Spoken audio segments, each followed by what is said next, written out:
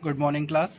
कल के explanation videos में हमने हमारा जो चैप्टर हेलो एल्केन स्टार्ट किया था, इसमें मोनो हेलो एल्केन के मेथड ऑफ प्रिपरेशन यानी कि मोनो हेलो एल्केन को बनाने की विधियां जो हैं वो पढ़ी थी। इसमें लास्ट जो हमारा मेथड था वो था बोरोडीन हंसडिकर रिएक्शन यानी कि बोरोडीन हंसडिकर अभिक्रिया। इस रिएक्शन में क्या था कि हमारा जो सिल्वर सॉल्ट होता है फैटी एसिड्स का, जो हमारे वसा अम्ल होते हैं, उनका जो सिल्वर लवण होता है उसकी अभिक्रिया जब हम ब्रोमीन से कराते हैं, किसकी प्रेजेंस में, कार्बन टेट्राक्लोराइड की प्रेजेंस में, यानी कि कार्बन टेट्राक्लोराइड की उपस्थिति में जब हम अपने सिल्वर फैटी एसिड के सिल्वर सॉल्ट की रिएक्शन ब्रोमीन से कराते हैं तो हमें क्या प्राप्त होता है, मोनो हेलो एल्केन, जो कि ब्रोमाइड के फॉर्म में मिलता है। कार्बन डाइऑक्साइड गैस बाहर निकल जाती है और AgBr सिल्वर ब्रोमाइड का फॉर्मेशन होता है। ये हमने कल लास्ट हमारा एक्सप्लेनेशन पढ़ा था। आज का हमारा जो टॉपिक है वो है physical properties and chemical properties of halo alkanes.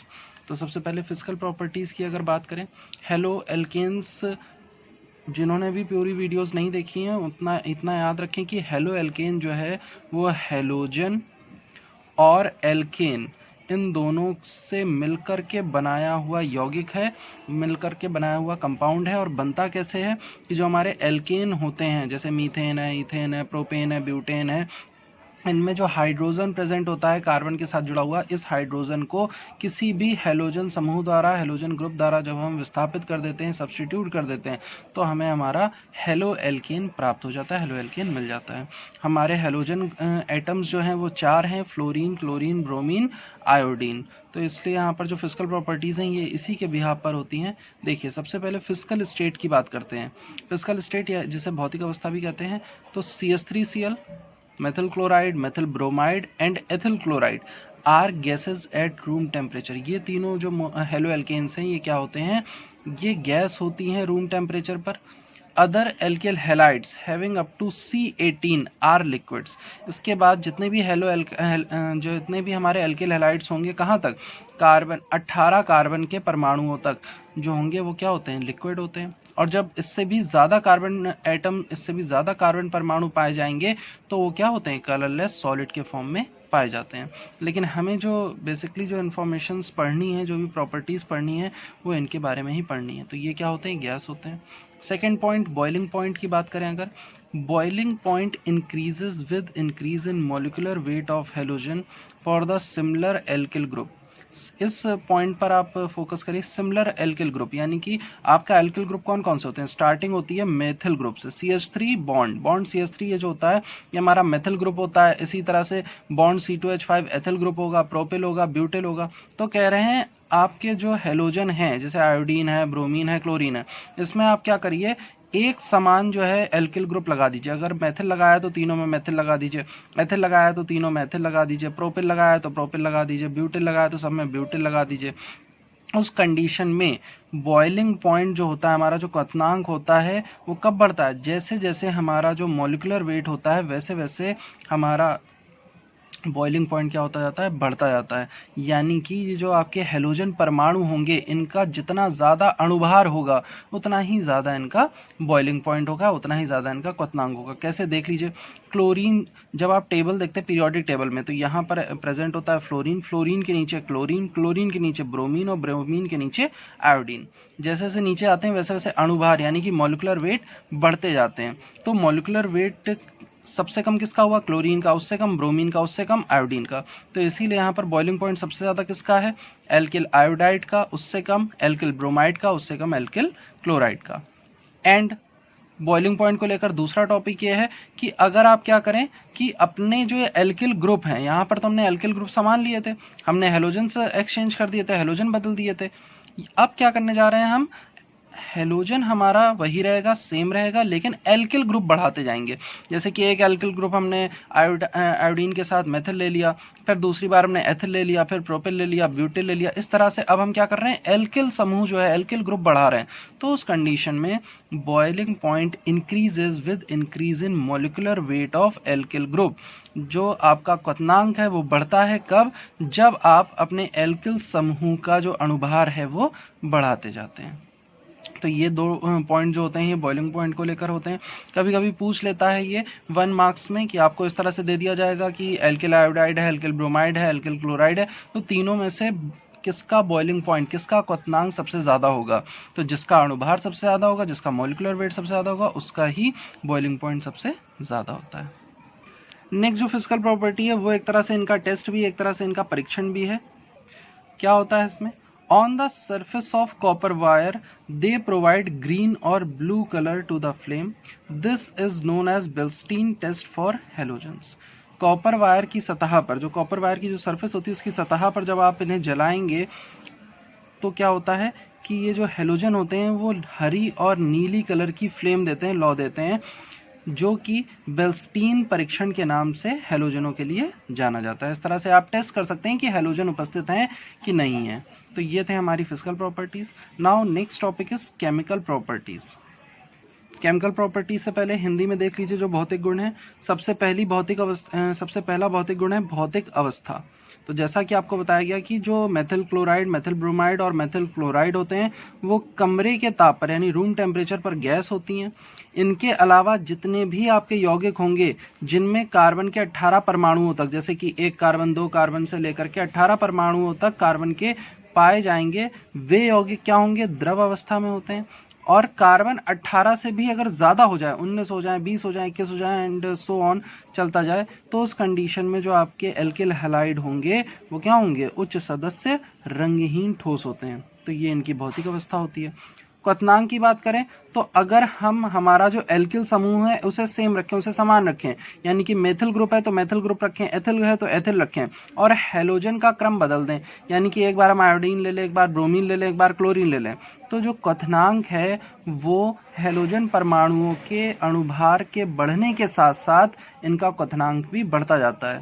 इसका मतलब छोटी भाषा में या सरल भाषा में इतना है कि जिस हेलोजन परमाणु का अणुभार जितना कम होगा उसका क्वथनांक उतना ही कम होगा, और जितना ज़्यादा अणुभार होगा उतना ही ज़्यादा उसका क्वथनांक होगा।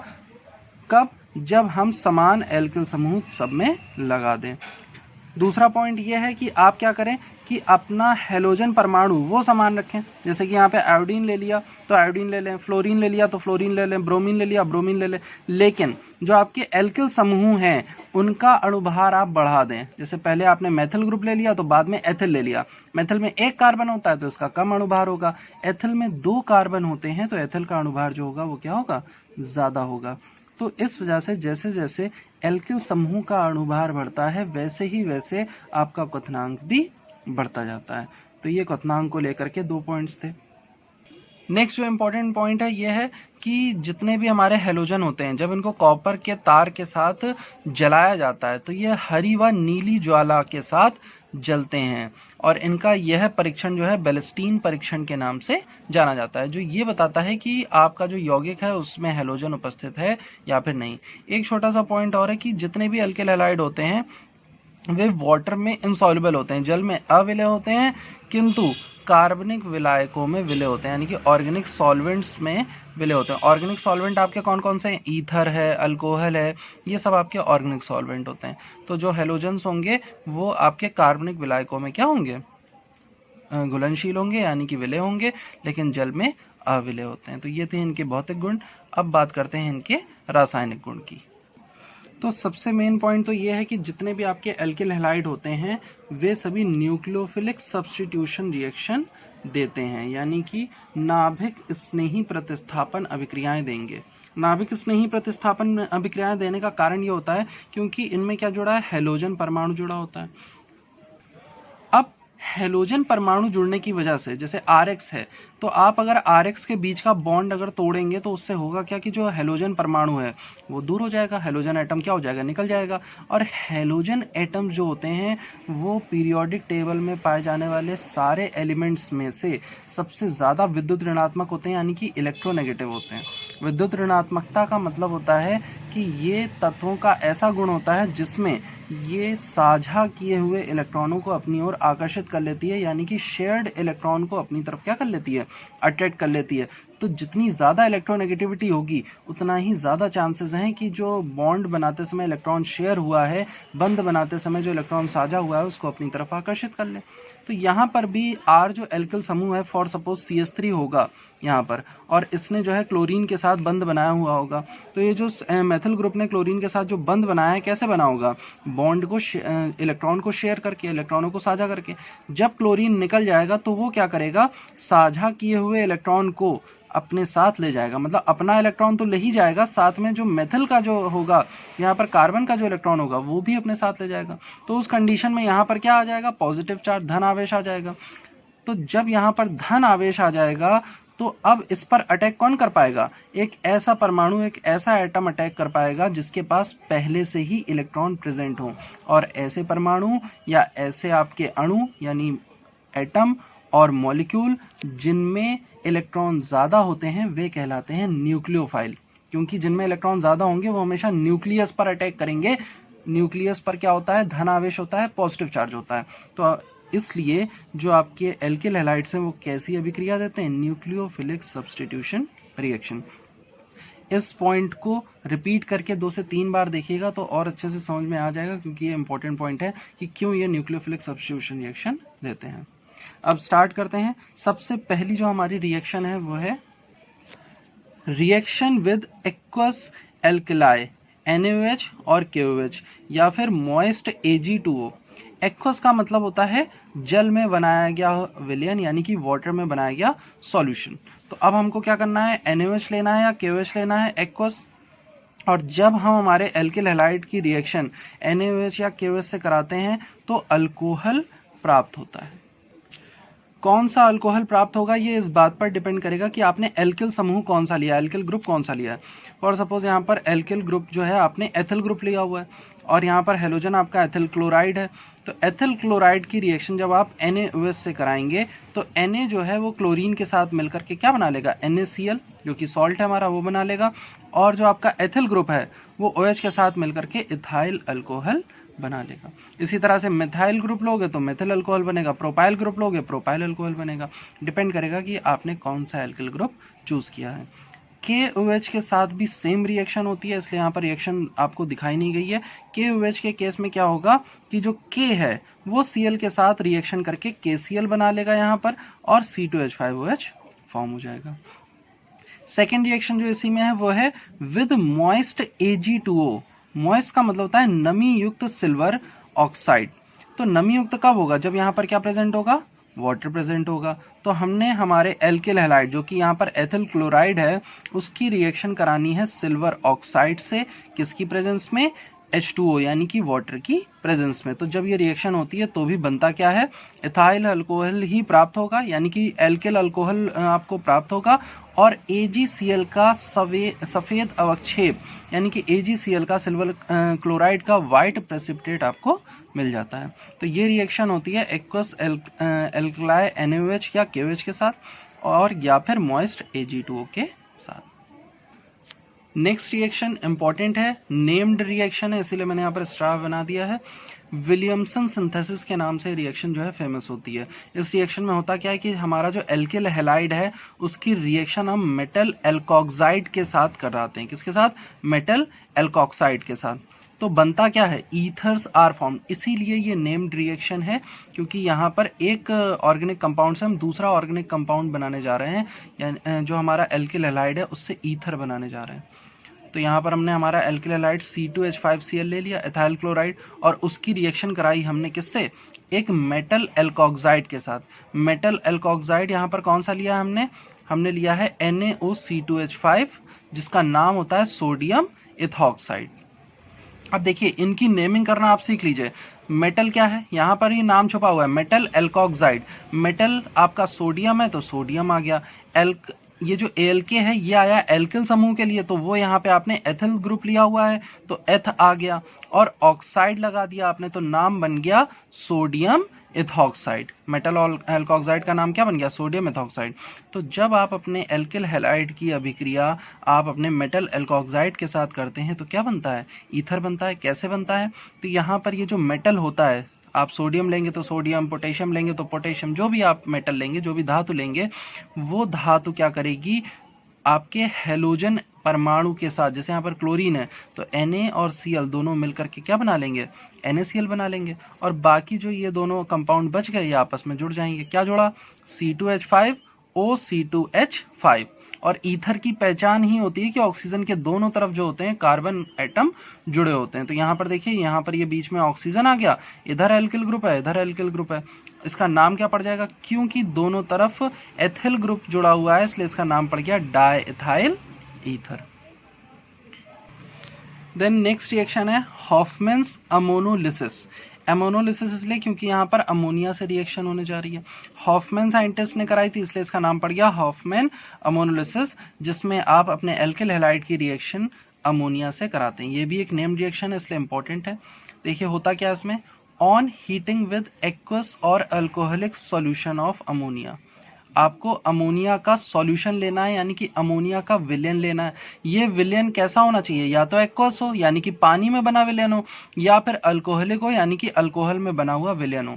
जब भी आपसे एक्वस सॉल्यूशन या अल्कोहलिक सॉल्यूशन कहता है तो करना क्या होता है कि आपको जिस भी ऑर्गेनिक कंपाउंड का एक्वस सॉल्यूशन बनाना है उसको टेस्ट ट्यूब में लेकर उसमें थोड़ा सा पानी ऐड कर दीजिए। अल्कोहलिक सॉल्यूशन बनाना है, थोड़ा सा अल्कोहल ऐड कर दीजिए, तो आपका वो विलयन आपको क्या हो जाएगा, प्राप्त हो जाएगा। तो यहाँ कह रहे हैं ऑन हीटिंग विद एक्वस और alcoholic solution of ammonia a mixture of primary secondary tertiary amines and quaternary ammonium salt is obtained. जैसे जैसे रिएक्शन बढ़ेगी पहले आपको प्राइमरी अमीन मिलेगी, फिर रिएक्शन कराएंगे तो फिर सेकेंडरी अमीन, फिर कंटिन्यू करेंगे तो टर्शियरी अमीन, एंड लास्ट में आपको क्वाटरनरी अमोनियम सॉल्ट यानी कि क्वाटरनरी अमोनियम लवण प्राप्त हो जाएगा।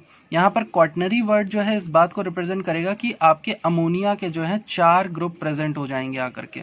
देखिए रिएक्शन क्या हो रही है, यहाँ पर आपने एल्किल हैलाइड लिया RX का मतलब आप ले लीजिए CH3Cl फॉर सपोज आपने ले लिया, और इसकी रिएक्शन आपने 2 मोल अमोनिया से कराई अल्कोहल की प्रेजेंस में, तो यहाँ पर क्या होगा NH4X निकल जाएगा और RNH2 बन जाएगा। तो यहाँ से हुआ क्या है, NH2 जो है वो जा करके R से जुड़ गया, NH2 ग्रुप जो होता है वो अमीन ग्रुप होता है इसलिए इसका नाम पड़ गया RNH2। क्योंकि इससे सिर्फ एक कार्बन जुड़ा हुआ है इसलिए ये क्या है, प्राइमरी अमीन है। ठीक है, नाइट्रोजन जो है उससे केवल एक कार्बन यहाँ पर जुड़ा होगा, एक एल्किल ग्रुप जुड़ा होगा इसलिए प्राइमरी अमीन बना। अब आपने क्या करा, इस प्राइमरी अमीन की रिएक्शन फिर से किससे करा दी, एल्किल हैलाइड से करा दी, तो उस कंडीशन में क्या बनेगा, सेकेंडरी अमीन, क्योंकि अब 2 R हो जाएंगे ना, 2 एल्किल ग्रुप हो जाएंगे तो बन जाएगा सेकेंडरी अमीन। और यहाँ पर सिर्फ निकलता क्या है, पहले तो NH4X निकल चुका, अब निकलेगा सिर्फ HX का मतलब यहाँ पर X जो है हेलोजन ग्रुप है, अगर आपने X की जगह क्लोरीन लिया हुआ है तो यहाँ पर निकलेगा HCl, क्या निकल जाएगा, HCl निकल जाएगा। क्लियर है। देन इसके बाद आपने जो सेकेंडरी अमीन है इसकी रिएक्शन फिर से किससे करा दी, अपने एल्किल हैलाइड से, जो एल्किल हैलाइड आपने यहाँ लिया था उसी की रिएक्शन फिर से अब आप सेकेंडरी अमीन से करा रहे हैं। तो पहले 2 एल्किल ग्रुप थे, अब कितने हो गए, 3 एल्किल ग्रुप हो गए, R2 R3 में कन्वर्ट हो गया तो ये टर्शियरी अमीन बन गया, और फिर से HX यानी कि HCl HBr जो भी आपने लिया है वो निकल जाएगा।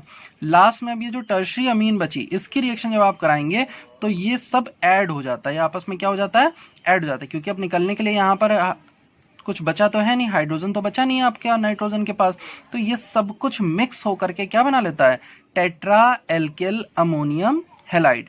टेट्रा एल्किल क्यों, क्योंकि 4 एल्किल ग्रुप हो गए R4, अमोनियम क्योंकि N यहाँ पर जो है अमोनिया से आया हुआ नाइट्रोजन है तो अमोनियम, और हेलोजन की वजह से हैलाइड, तो इसका नाम पड़ गया टेट्रा एल्किल अमोनियम हैलाइड, जिसे हम क्वाटरनरी सॉल्ट भी कहते हैं यानी कि क्वाटरनरी लवण भी कहते हैं। नेक्स्ट रिएक्शन है रिएक्शन विद मेटल मरकैप्टाइड्स। मरकैप्ट वर्ड जहां पर आप देख लें समझ लीजिएगा कि सल्फर प्रेजेंट है, किसी भी एल्किल ग्रुप के साथ सल्फर प्रेजेंट होगी तो वहां पर मरकैप्टन ग्रुप जो है वो आ जाता है। तो होता क्या है, जब हमारे एल्किल हैलाइड जो होते हैं मेटल मरकैप्टाइड यानी कि धातुइक मरकैप्टाइड के साथ अभिक्रिया करते हैं तो थायो ईथर बनता है। और एक और बात, थायो वर्ड जो होता है वो भी सल्फर के लिए यूज होता है। थायो ईथर का मतलब ऑक्सीजन की जगह सल्फर होगा, जैसे ईथर में क्या होता है, ऑक्सीजन होती है बीच में, दोनों तरफ एल्किल ग्रुप होता है, तो थायो ईथर में ऑक्सीजन की जगह सल्फर। तो जहां जहां हम जिन भी यौगिकों में ऑक्सीजन की जगह सल्फर का यूज करते हैं वहां पर क्या आ जाता है, थायो समूह आ जाता है, थायो ग्रुप आ जाता है। ये पॉइंट याद रखेंगे। जैसे अल्कोहल है, अल्कोहल कैसे बनता है, OH से बनता है, आप OH की जगह SH कर दो तो ये क्या बन जाएगा, थायो अल्कोहल बन जाएगा। तो देखिए यहाँ पर थायो ईथर जो है वो फॉर्म हो रहा है कब, जब आप अपने एल्किल हैलाइड की रिएक्शन मेटल मरकैप्टाइड के साथ कराओगे। तो हमने एल्किल हैलाइड हमारा जो लिया C2H5Br, एल्किल ग्रुप एथिल है और हैलाइड ग्रुप ब्रोमीन है, तो हमने इथाइल ब्रोमाइड लिया। इसकी रिएक्शन NaSCH3 से कराने पर Na और Br निकल जाएगा और जुड़ करके C2H5SCH3 ये आपस में ऐड हो जाएगा। अब इसका नाम क्या पड़ेगा, तो क्योंकि बीच में सल्फर है तो थायो ईथर हो गया। एक तरफ एथिल ग्रुप है, एक तरफ मेथिल ग्रुप है, तो इसका नाम पड़ गया ethyl methyl thio ether. Next reaction है reaction with alkali metal alkanides. Alkali metal का मतलब यहाँ पर क्षारीय धातुएं होंगी, तो बनता क्या है, हायर एल्काइंस। जो एल्काइन होती हैं, एल्काइन का मतलब ट्रिपल बॉन्ड, कार्बन कार्बन के बीच जब ट्रिपल बॉन्ड होता है तो उसे एल्काइन कहते हैं, तो एल्काइन फॉर्म होती हैं। तो यहाँ पर हमने क्या लिया, देखिए RX लिया, यहाँ पर एल्किल हैलाइड है हमारा C2H5Br, इथाइल ब्रोमाइड लिया, और हमने हमारा एल्कली मेटल एल्केनाइड लिया हुआ है जिसका नाम है यहाँ पर सोडियम प्रोपेनाइड। फॉर्मूला क्या होगा सोडियम प्रोपेनाइड का, तो यहाँ पर ये प्रोपाइन वर्ड जो है वो इसलिए आया है क्योंकि 3 कार्बन और 3 कार्बन में जो होगा किन्हीं 2 कार्बन के बीच में ट्रिपल बॉन्ड प्रेजेंट होगा, तो 3 कार्बन की वजह से प्रोप और एक ट्रिपल बॉन्ड होने की वजह से आयन, तो प्रोपाइन इसका नाम हो गया। एंड सोडियम जुड़ा हुआ है तो इसका नाम पड़ गया सोडियम प्रोपेनाइड।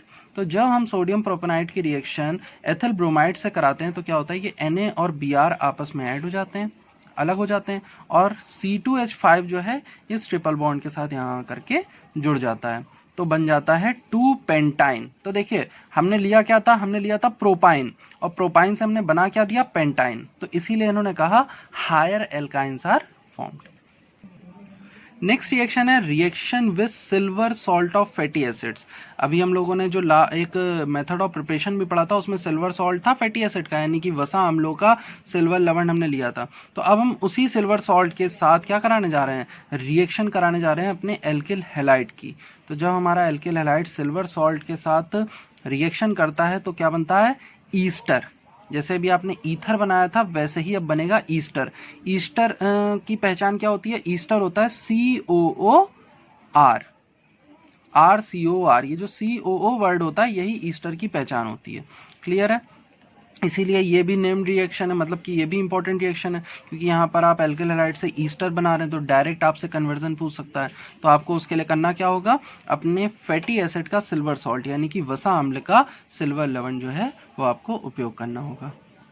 तो ये हमने ले लिया हमारा एल्किल हैलाइड एथाइल ब्रोमाइड, और इसकी रिएक्शन कराने जा रहे हैं सिल्वर एसीटेट के साथ। ये एसीटेट जो है हमारा फैटी एसिड है, वसा अम्ल है, सिल्वर एसीटेट के साथ जब रिएक्शन कराते हैं तो Br और Ag जो है वो निकल जाएगा। तो AgBr निकल गया, बचा क्या CH3COO, और उसमें ये C2H5 आकर के यहाँ पर जुड़ जाएगा सिल्वर की जगह, तो बन जाएगा CH3COO C2H5।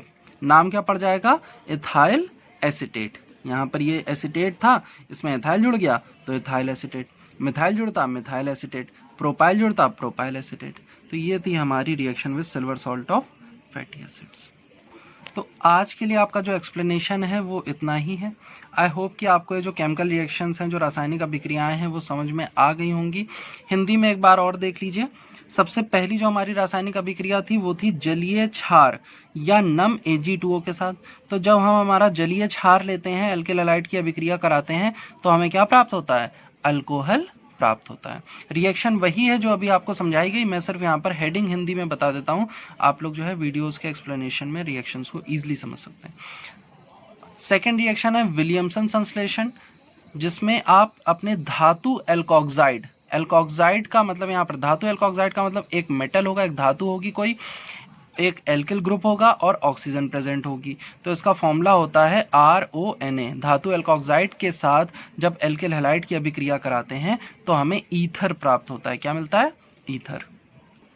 इसी तरह से जब हम अपने एल्किल हैलाइड की अभिक्रिया अल्कोहल की उपस्थिति में अमोनिया से कराते हैं तो हमें प्राथमिक, द्वितीय व तृतीयक अमीन तथा लास्ट में टेट्रा एल्किल अमोनियम लवण का मिश्रण प्राप्त होता है।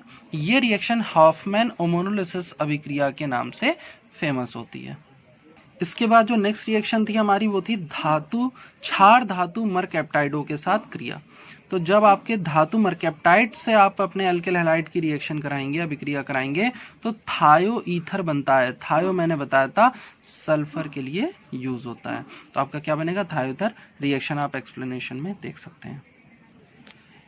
देन नेक्स्ट रिएक्शन क्षार धातु एल्केनाइडों के साथ अभिक्रिया। यहाँ जब आप अपनी क्षार धातु एल्केनाइड लेंगे, एल्केनाइड क्यों, क्योंकि एल्काइन ग्रुप प्रेजेंट होगा, कार्बन के बीच में, कार्बन परमाणुओं के बीच में ट्रिपल बॉन्ड प्रेजेंट होगा, तो एल्काइन आ जाएगा। तो जब आप एल्किल हैलाइड की अभिक्रिया अपने धातु एल्केनाइडों के साथ कराएंगे तो आपको उच्च जो है एल्काइन यानी कि हायर एल्काइन जो है वो प्राप्त होती है। यहाँ पर जैसे आपने प्रोपाइन लिया तो प्रोपाइन किस में कन्वर्ट हो गई, देखिए पेंटाइन में कन्वर्ट हो गई। तो ये हमारी रिएक्शन थी। एंड लास्ट रिएक्शन थी वसा अम्लों के सिल्वर लवणों के साथ अभिक्रिया। जब आप अपने एल्किल हैलाइड की अभिक्रिया वसा अम्लों के सिल्वर लवण के साथ कराएंगे तो आपको ईस्टर की प्राप्ति होती है। तो ये एक्सप्लेनेशन जो है ध्यान से देखिएगा क्योंकि इसमें केमिकल रिएक्शन है। कोई भी डाउट हो तो पूछ लीजिएगा। Okay class, thank you.